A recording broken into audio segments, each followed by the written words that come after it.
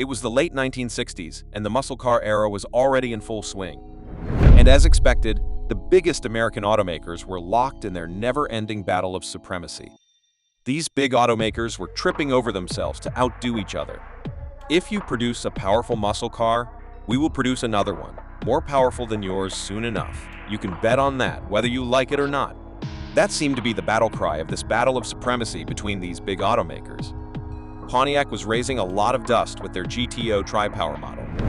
Dodge was making a lot of noise with their Hemi Daytona. But it just seemed like it was Ford that was winning this battle of supremacy with their Fairlane Thunderbolt, which bolts like thunder, just like its name suggests, and their much-feared boss Mustang. Until Chevrolet unveiled their 1969 ZL1 Camaro that threw the entire car industry into a frenzy and sent shivers down the spines of their rivals. This is the interesting story of the craziest and rarest Camaro ever made, the 1969 ZL1 Camaro. The story of the 1969 ZL1 can't be completely told without at least hinting at the interesting history of the Camaro brand as a whole itself, which goes back to 1966. Even before the official launch of the Camaro brand in 1966, rumors were already flying around the entire car industry that Chevrolet was planning something really big, preparing to launch a powerful muscle car to challenge the Ford Mustang, arguably the most powerful muscle car back then. Then, on June 28, 1966, Chevrolet held a live press conference in the city of Detroit, the very heart of the American car industry. At the live press conference, Chevrolet's general manager, Pete Estes, announced that Chevrolet was kickstarting a new car line project designated XP836. Chevrolet reportedly chose the name Camaro in keeping with other car names that began with the letter C, such as the Chevelle, Chevy 2, and Corvette. According to Estes, the name suggests the comradeship of good friends as a personal car should be to its owner, and that to us, the name means just what we think the car will do. Go. When an overly inquisitive journalist present at the press conference asked Estes, "What is a Camaro?" Estes' reply was simple but loud. "It is a small, vicious animal that eats Mustangs," Estes replied the journalist, obviously dropping a coded threat to the Ford Mustang, the #1 nemesis of Chevrolet. The prototype of the coming Camaro was first shown at a press preview in Detroit on September 12, 1966. The Camaro then officially went on sale in dealerships, barely 2 weeks later, for the 1967 model year. But it was undoubtedly the introduction of the updated 1969 Camaro ZL1 model, about 2 years later, that sent shockwaves across the entire car industry. Every Camaro lover knows the story of the legendary 1969's Lone. The iconic car was born out of the success of Jim Hall's aluminum big blocks in the Can-Am series. The all-aluminum 1969 ZL1 was based on the legendary Corvette iron blocks/iron heads Lady 8, but garnished with jaw-dropping goodies like open chamber heads that moved cubic tons of volume and churned out enormous horsepower and torque.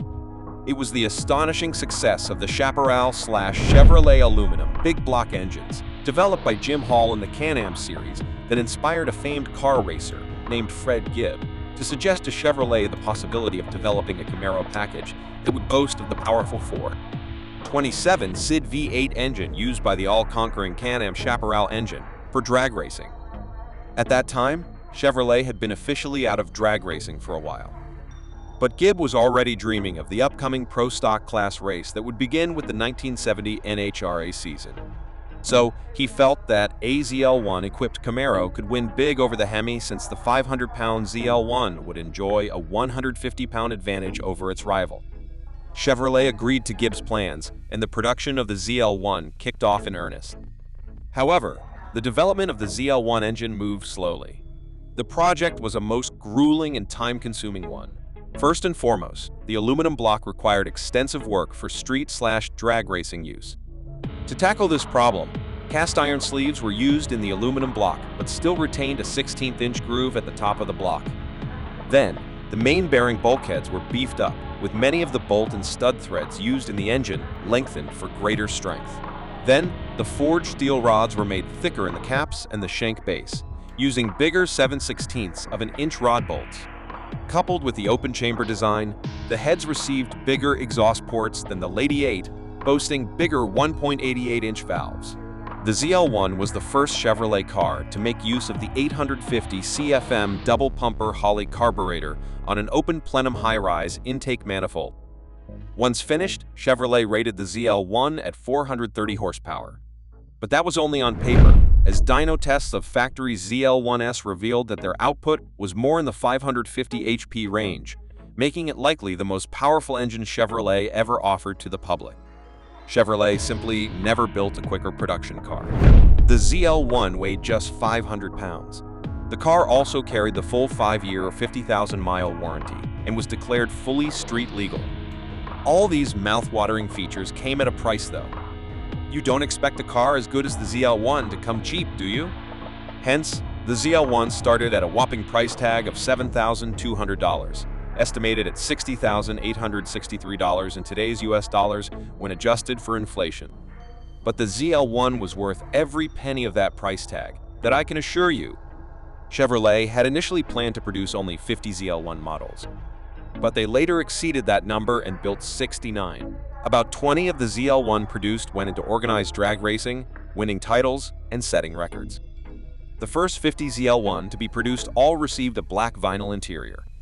Amazingly enough, they all came without a radio for whatever reasons best known to Chevrolet.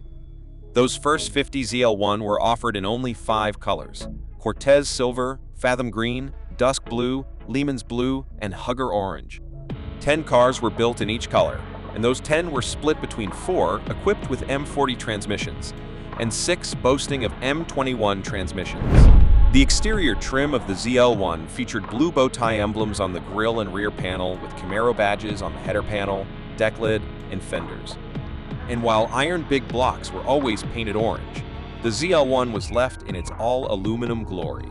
The ZL1 was similar in design to the most potent iteration of the aluminum Headley 88, but it holds the honor of being the first production Chevrolet engine to have an aluminum block. Famed car racer Dick Harrell demonstrated the ZL1 for Superstock magazine in February 1969. The car's performance was laudable, turning 10.41 at 128.10 miles per hour with the stock Holley 850 and 10.29 with dual 660 Holleys on a weigh-in tunnel ramp. The ZL1 then toured the U.S. racking up victories in both the AHRA and NHRA racing competitions. Chevrolet entered the ZL1 in the 1969 AHRA Winter Nationals car race held at Phoenix. At the race, the ZL1 was driven by Gibb and Chevrolet's employee Herb Fox. The ZL1 beat the 2 top contenders, but eventually lost in the semifinal to eventual winner Arlen Vanke's Barracuda. In 1971, the ZL1 was extensively converted to meet the new AHRA Pro Stock standards for that year's race. It was driven by Jim Hayter, who set the AHRA Pro Stock record of 9.63 at 143 miles per hour and won the AHRA championship in both Superstock and Pro Stock. A truly amazing feat that the ZL1 is best remembered for to date. The ZL1 did leave its indelible mark in drag racing circles.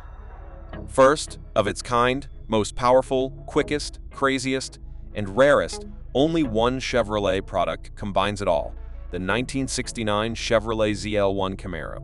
It went a step beyond the 427 Yenko and even the mighty L88 Corvette to where few muscle cars dare to tread.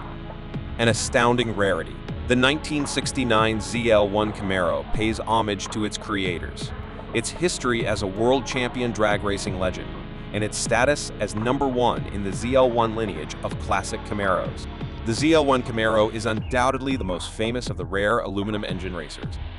Fast, rare, and costly, the car set its muscle car standards. This iconic car simply catapulted the Chevrolet Camaro brand into the spotlight, and the echoes of its achievements and rarity still resonate around the entire car industry to date. Please subscribe to support the channel. Thanks for watching.